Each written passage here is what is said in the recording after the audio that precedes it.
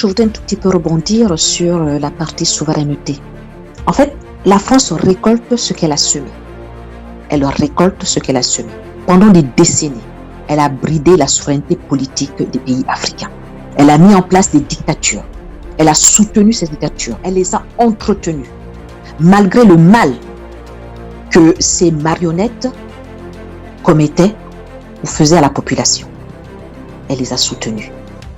Et maintenant que le peuple est éveillé, que les consciences sont éveillées, que le panafricanisme bat son plein, maintenant c'est un retour de bâton. Plus rien n'arrêtera cela. Je dis bien, plus rien n'arrêtera cela. La France-Afrique va tomber. Spirituellement, elle va tomber. Elle est déjà tombée. Donc ce que nous voyons là, ce que nous observons là, ce n'est que ce qui s'est déjà passé dans le monde spirituel. Donc la France, elle doit comprendre que c'est terminé. Les branches ont commencé à être sciées. Ben, nous allons scier le tronc. Et la France tombera. Parce que ce qu'elle a fait pendant des décennies en Afrique est inadmissible. Inadmissible. Maintenant, elle va payer. Alors, actuellement, le continent africain s'est réveillé. Du moins, l'Afrique subsaharienne, l'expression française, elle s'est réveillée. Et elle ne va plus s'endormir. Nous allons aller jusqu'au bout de la lutte.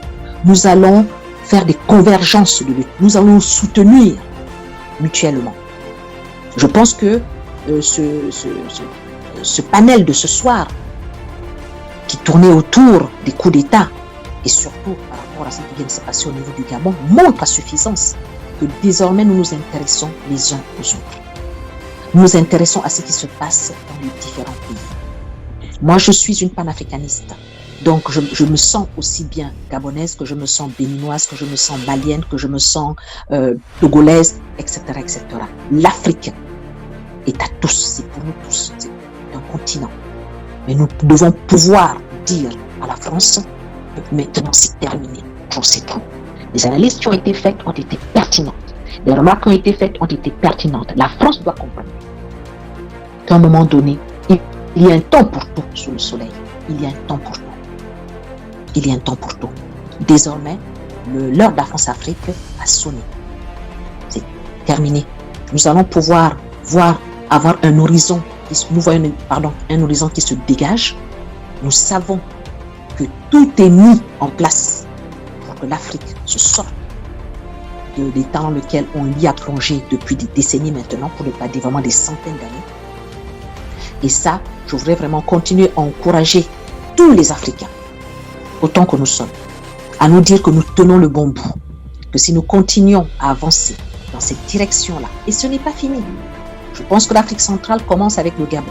Même si la France a peut-être autorisé ou permis ou fomenté ou organisé ce coup d'État, mais nous pensons quand même que nos militaires ont au fond d'eux la fibre patriotique. J'espère que cette fibre, cette flamme va s'éveiller beaucoup plus et comprendre que le Gabon, chacun de nous qui sommes au Gabon, on n'a qu'un seul pays.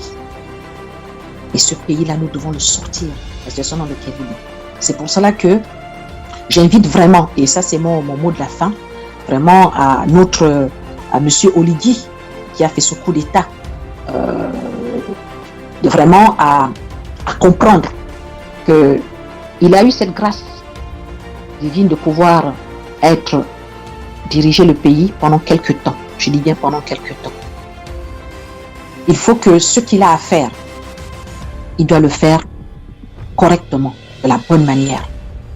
Qu'il ne se laisse pas influencer, qu'il comprenne qu'il faut qu'il mette en place cette transition inclusive qui va regrouper toutes les forces vives de la nation pour que nous puissions organiser, reprendre en main notre pays et que nous puissions nous sortir de ce sous-développement dans lequel nous sommes plongés depuis pas mal de temps.